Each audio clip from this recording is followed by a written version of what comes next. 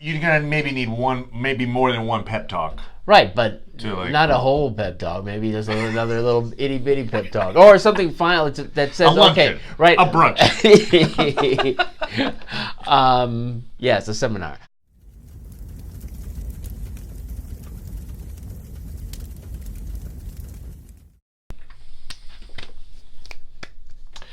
Hey, Internet.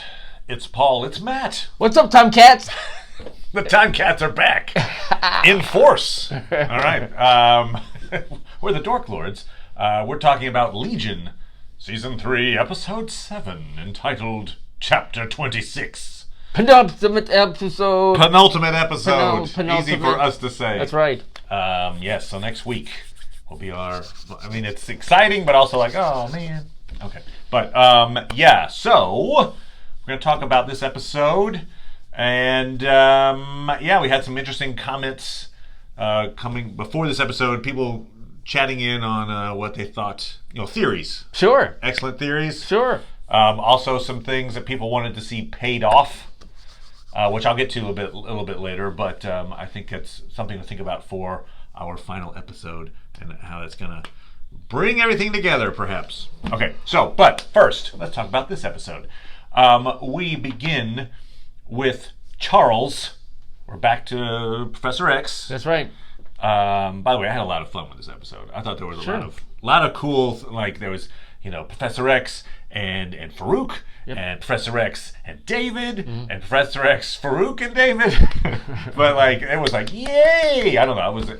I had a good time with this. No, I liked it. It was a good episode. You were big on it. Okay.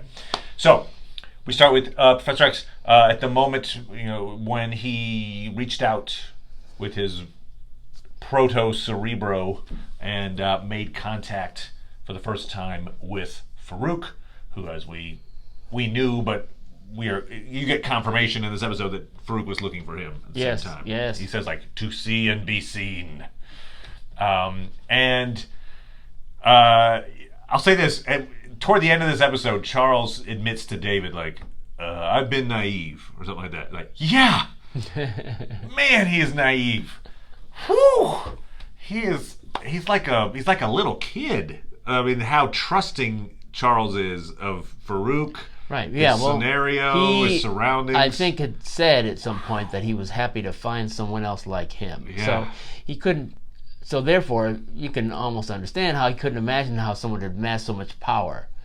And he was using his powers so much against other people, and as I think they've said, how he was actually taking their powers to get more powerful. Yeah, I'm just saying, he being Charles mentions, hey, I've seen war, I've seen, terrible things, and it's, I feel like that person may be a little cautious, at least. Oh, someone with a lot of power that I found me mentally. Maybe they don't have the best intentions. That's all. maybe. Right, but part of his experience was finding that out as he was there. So, wow, this person's helping you out. I mean, this person, the person I'm meeting is not helping you maybe because he's being paid to, but because he's a slave. Yeah, right. I'm a subject. Yeah. We are all willing all subjects. These children are here for you, but they can't speak. They're mute. That's so sweet that you would do that. Oh, they're pestering that monkey. In fact, there's that great moment. It was great, but I enjoyed it when David's like, we gotta kill Farouk, and Charles is like, well, we could just talk to him. Yeah. I'm like, oh, okay, you haven't seen the rest of the show. I get it. You missed episodes chapters 1 through 25. Now, in his defense, he was asking, maybe we could do that. Right. Maybe if we talk to him. Yeah. But yes, it sort of ignores the fact that it's not like he doesn't know what it's. Oh, this is having a terrible effect on you. I'll stop. It's because he's having terrible effects on that guy in the monkey. So Charles shows up. I was a king. He is greeted. Yeah. So we'll take it to that. So that Farouk shows him little shadow puppets. He says, "I'm the Shadow King." Shows him a little shadow presentation, which is, I think, a nice little callback to season 1 when David is showing himself on the chalkboard. Here is the battle that Charles had with the Shadow King. And so in this case, we get the idea. I mean, this is Shadow King's version of history, and so I get the idea that Shadow King was this hero from nothing who went and destroyed as he put it, the big evil guy who's actually the king that's now a monkey. Right. And then imprisoned all of that king's followers. All that king's followers are the kids. Because at one point the one kid is like, I have all of them inside me. And then, Charles reads her mind and he sees that all the kids are inside their little prison. Right. And she says, yes, even tyrants have followers, or something like that. I missed that part. So, because I was hearing something, he was a king. It's like, really, why do you care if someone else was a king? The one's like, I was a king, and the monkey, and the other, he was a king over there. Like, what about you? Because at first I thought, well, maybe Farouk was the big monster or something, but I think it's what Farouk has put himself as the hero. He conquered this king and then basically mind warped all of his followers, so now he has his little. I mean, I guess that horde. could be. That's what I got out of it. Tell us what you think. I feel like Farouk is the hero of his own story in that one.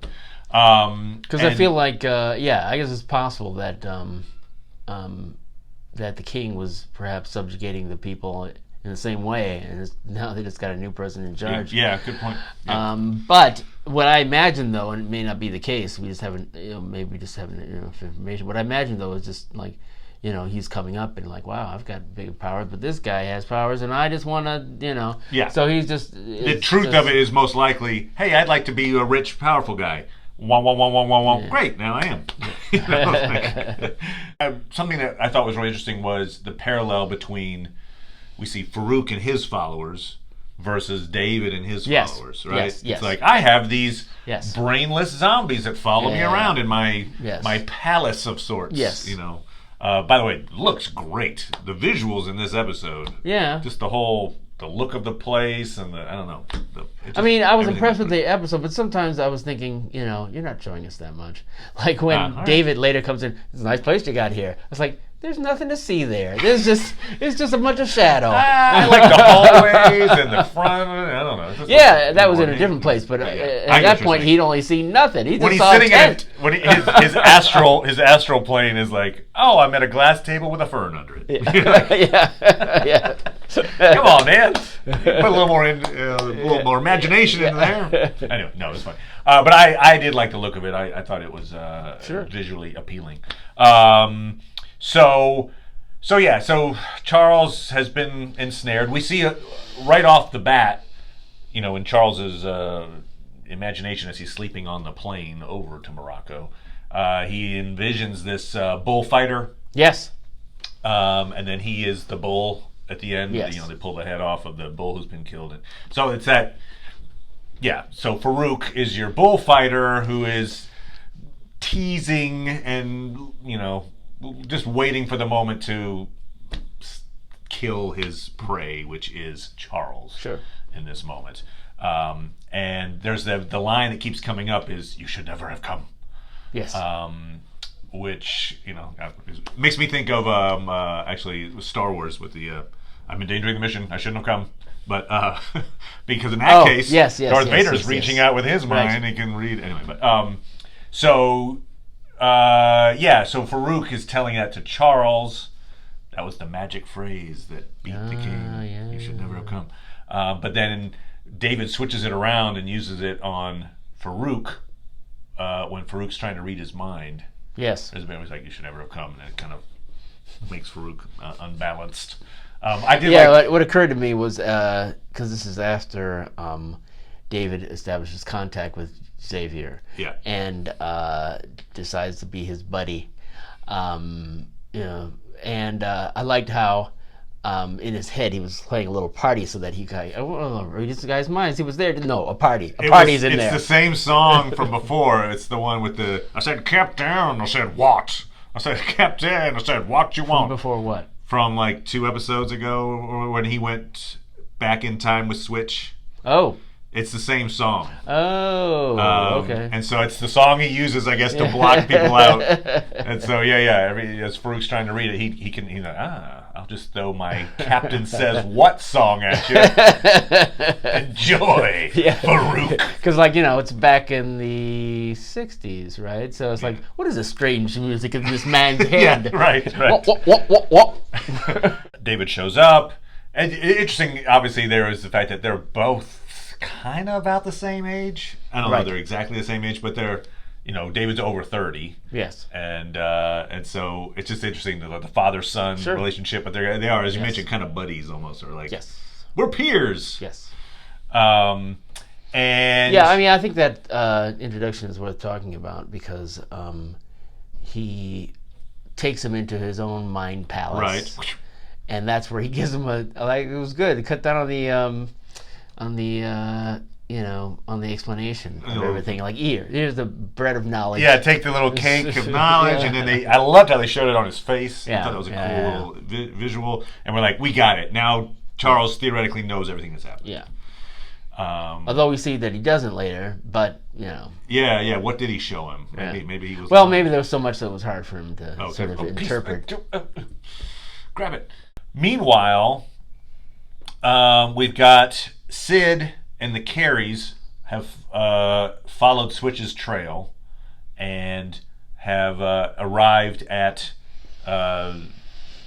Charles and Gabrielle's house with little baby David. I should mention, interesting there, where Switch is commenting like, look, my body can't take the stress of this. Right. She's lost a lot of teeth. Yes. Oh my God. Yes. You see like little Tic Tacs falling out. Yep. But it was a little confusing at first, but I was like, oh, okay, I see what happened. When they're in the Hall of Time, David gets separated. Then it's kind of uses his own powers to kind of escape from that situation. And then it's later in the episode when we get the idea that Switch has been following him through the Hall of Time, all that, and then finally finds him. Comes out, like, oh, I'm here, teacher. Okay. And so that's they were separated for a while, and then she was able to find him and collapse. And it's like, whew, she's not dead yet. Nope. But she's getting there. Anyway, okay, so back, Sid meets up with David's mom, Gabrielle. The two Careys don't do a whole lot this episode, really. They're kind of hanging out. No, but I think that, Carrie, with a K. The sword. Yes. Okay. She, had the conversation basically to say, okay, well, what if we can't stop the adult David, and you won't let me kill the baby David? Yeah, that was the thing. Like, there was the kill Hitler thing. Yep. Right? So it's like, oh, it's Hitler. Let's just kill him. Yep. And, so Carrie with a K is like, yeah, we'll just kill the kid. Yeah. and Sid's having none of it. He's like... No, and that's when we saw the number of times when she brought in the fact that she was raised again. Yes. So it's that version of Sid won't kill this kid. The previous version of Sid might have. Yeah. Might have been like, all right, makes sense. Because she had, if we notice, actually, I just thought of this. Because in season 2, she's basing her kind of attack on David based on a future version of David, right? Yes. In the future, you're going to cause an apocalypse, so I'm going to keep you from doing this thing now. Yes. So she's preemptively attacking him. Whereas here, she's like, look, I'm not going to preemptively kill this kid, knowing that it in the future becomes David. Yeah. So her viewpoint has changed. Yes. So yay for that. Yes. I mean, I think that's a cool little character arc too. But so you were just mentioning, so after this, hey, if you want to, we're not going to let me kill the kid. What was your point? Right. Well, the point is that she was saying how she's been raised differently. She was allowed her... she had a childhood first and then she had a childhood second, basically, and that allowed her perspective to change. So it's not too late, basically. And she had a different experience, at a point where she was really going to kill. And so the same thing could happen to David. And even though she was asking Carrie's, she certainly would like their help. She wasn't going to make them do it, but then Carrie decides, okay, we will do this. But as she talks to David's mother, later on, she again brings up the whole thing about childhood and how important it is, and how she first had one. She really distinctly had two childhoods. Most people don't. So I think they really were trying to set it up in a way of really trying to save David. All right, and I have a theory on that. I think what we're headed towards, there's not a lot of time for this, but I feel like we could still make this work, is this whole, as you mentioned, it's like this nurture idea. Yes. Like if you make a kid feel safe early, then they feel safe as an adult. Yes. And so you got to love this kid early because adult David, it's too late for now. Yep. All right. I think somehow this is I think going to translate into probably Sid has a conversation with Charles at some point. Yeah. Or this experience is going to mean Charles starts the school. Like this is the impetus. Oh, mutants without any kind of a nurturing environment go crazy and kill everyone. Interesting. So I think I want to take this experience and it'll make me think, that's an interesting theory. So he starts a school because of that. Well, right, because I mean, if we know, one thing we know about is that, I mean, that kind of setting it up for us in a way, in that at first he wasn't telling David David wasn't telling Charles everything, but eventually he says, you left, so he didn't stick around and be a father to his child. So we can certainly get that that's a commitment he's probably gotten, a change that's probably going to occur. And I think they really did, I think Sid did a lot to sort of change David's mother's mind about, sort of, yes, maybe you have the same problems that your grandmother have, and she says genetic, so that David has. So that's what she's trying to, impart to her, that she needs to be a part of his life. Right. And I don't know how effective that's going to be necessarily. I mean, in terms of... You think it's going to be something else? Well, I'm just saying, this woman has severe problems. Maybe just emotional, maybe emotional and mental. I think she has a desire, she being Gabrielle, has a desire to love and look after David for now. But 2 months from now, is she still going to be like, yep, I'm on board? Or is she going to kind of slip back into, one of the everything's meaningless? I mean, she has that whole thing about people don't mean anything. I've seen a big pile of bodies in a grave. People, I'm suicidal, essentially. It's kind of where seems to be. But I don't know. If you're thinking that at the end of this, then it's only Charles that's going to be the force that causes him to be better, then that's interesting. I feel like that'd be a lot of time to waste if you weren't going to have that happen. Yeah. If you weren't going to have her be a part of his life, because one of the things that's occurring that we see is like, okay, she has mental problems, and then some fucked up shit happens around her that makes her think she's even more crazy. Right. So it's like, maybe if somebody had said, like, you know what, that other shit actually is happening. You're not as crazy. You're absolutely right. As you think. It's like, well, you take somebody who's a little like unsure of their mental acuity, and then you just throw in time traveling folks and people that show up in dreams. And, that whole time she doesn't believe that Sid's actually there. I mean, when she says, are you real? Like, she says that after all this conversation, and that's where Sid's like, oh, this isn't going to work. No, I don't think that's what they're know. I think she's just like letting her know, this is real. Okay? I'm taking the time to say, but I think she got interrupted. She did. Well, so what happens, there's that moment, she's like, are you even real? And I think, you see like Sid like sigh, and then she looks over at the log pile and realizes, oh, the logs are unsplit now, which means the time cats are doing stuff. Right. And so she's off. So so I feel like that's just her taking to that. I don't think she lost faith in what she was trying to do. Okay. I mean, what I mean? But I'd be surprised if they didn't. That'd be it just seems like you're going to maybe need maybe more than one pep talk. Right, but not a whole pep talk. Maybe just another little itty bitty pep talk, or something final that says, "Okay, right, a brunch." Yes, a seminar. Or buy this real estate.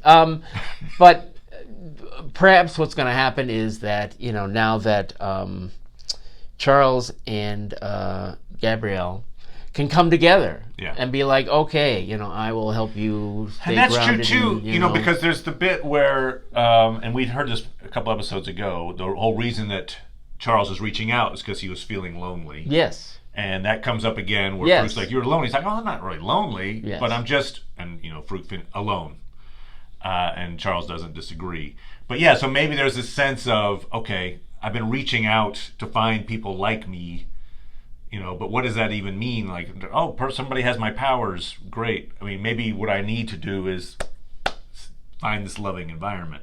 And I'm not going to find love with somebody just because they have mutant powers. Right. Well, yeah, or yes. He has a family, and his family's being attacked, so, I mean, it might just come down to him connecting again with his wife to sort of say, yes, this is the nuclear thing. We're going to protect our child, and we're going to protect each other and be there for each other. And neither of us are perfect, but no one is. Yeah. All right. So how do you think that then changes... I know we've had this discussion on how time travel might work in the show, but does that, let's say Charles comes back and he's like, oh, I'm so glad we got through that, and let's go have a second honeymoon and whatever. Everything's great. Right. Does that immediately then make older David like, I'm well adjusted now? Or what happens to 30-year-old David at this point? As these events happen, does he become I would more and more assume the well-adjusted? logic of the time travel in this show is that he doesn't exist anymore. That's how I would, or he's all the different versions of him well-adjusted. maybe start disappearing. The legion of him maybe. Ding, ding, ding, ding. Perhaps, since that was the result of his abuse, and if they are successfully, stop that, then it would, he wouldn't need to splinter off like that. Which, by the way, watching the show with the credits on, you could see each one of those personalities when they all come in and are like, "Daddy, Daddy." They all have different versions of David. Yeah. Like Divad. Oh, I think one was DVD or something. Okay, but interesting. Anyway. Interesting. Anyway, I don't know. That's one way this thing could be going. Because they do have two fronts, right? They got the front at the house and then the front at Farouk's house. And both of those are happening at the same time. Yes. But they're happening miles and miles and miles apart. Yes. So it seems like from the trailer for next week that those fights are still continuing in those locations. So you just wonder, how's that? Give us your thoughts on how you feel like this is going to get resolved. So that's most of what happens in the Gabrielle and Charles's house. Right. So back at Farouk's place, we've got it's the moment when Charles goes into the mind of the little girl and sees all of these followers are all actually trapped, and realizes, oh, this guy is a monster. That's when he goes and has the talk with David. He's like, I'm sorry, and you're right, and Farouk is a monster, and David's like, we have to kill him, and you can see this little moment of resignation where Charles is like, he wants to say, come on, we don't have to kill him, but he goes, he sighs and is like, how? He's like, fine, okay, how do we do this? And so David is like, hey, look, we got two of us. You can't kill him by yourself, but you got me. Right. 2-on-1, we'll crush him. Yep. Meanwhile, we see that in the time between time, which is reflected as a painting on the wall of Farouk's house, future Farouk, with the help of the Time Cats, it looked like, breaks out back into this world. And so you've got old Farouk and young Farouk combining forces. I think that's possible that they helped him, right? Because they don't like David, so maybe it's right. I just think that I think you were imagining that he had the power to do it, but I think he needed help to do it. Yeah. And he and they helped. They even made a point of saying he might have just stayed there forever if it weren't even they call him an Omega mutant, but, right. Anyway, it seems like the Time Cats actually do have a bit of an agenda, and they're not just like, eat everything in sight. Yeah. They're like, hey, we'll help you defeat him so that David won't kill us anymore. I don't know. Maybe. Yeah, maybe. I mean, because they attack Gabrielle and David, and it takes Sid to sort of dispense with the time cat that was causing her problems. Old Farouk will then be able to fill in the gaps for young Farouk. Be like, this is David, this is what he does, here's how this fight's going to go down, and here's how we can change it. So it really is a big advantage for young Farouk to have, hey, guy who knows everything, come tell me what's going on. And so you've got the two Farouks versus David and Charles, which sounds like a great potential matchup. I'm good with that. Yes, sir. Sounds exciting. Yeah. I trust that Noah Hawley is going to have a fun finale for us. I think this is going to be a successful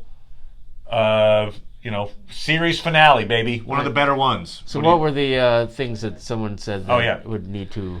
So here's some things that folks in the comments, particularly Levinskevich, had some excellent things they wanted to see pay off in the final. I've added to this list a little bit, just some things from the past that are like maybe some loose ends that could be tied off. Okay, who made the orb from season 1 that whisked David away, and where did David go? He was just gone for a year, and we never really filled in that gap. There's a hint that maybe it was Carrie with a C at some point in the future made it and sent it back, so maybe we still see that. Although Carrie with a C doesn't look like he's in any condition to do anything at this point. But no. So anyway, that's just kind of an outstanding thread. How did Sid lose her arm in future Sid? She has one arm back in season 2. Why did Professor X give David up? We don't really even know that necessarily. Maybe it has something to do with the events that are happening now, but it seems kind of weird that they would, because what we just talked about, I think it's going to make a turn in Charles's viewpoint about family, that he won't give up David. How does Oliver's 1+1 death threat to Farouk come true? Yeah. Is it going to come true? Yeah. What was the Minotaur in the maze? We never really figured out what that is. Where are Oliver and Melanie's bodies? And when did they decide to just jettison their bodies to go to the astral plane? Was that it seemed like that was in a different episode? Or a different multiverse almost, like the one where David made everything go apocalyptic. At that point they decided, all right, hide the bodies and go. But and since they're not here now, I feel like it's something that happened in one of the last episodes of season 2, where it's just sort of like yada yada. Yeah. Why is Switch so devoted to David? And is Switch's dad important? And is he basket head? Is he basket head? Here's the thing. I don't think this is true, but based on this last episode, there was a moment where she's dying. Yeah. And she's like, Daddy. Yeah. The very next shot they show is Farouk. Oh.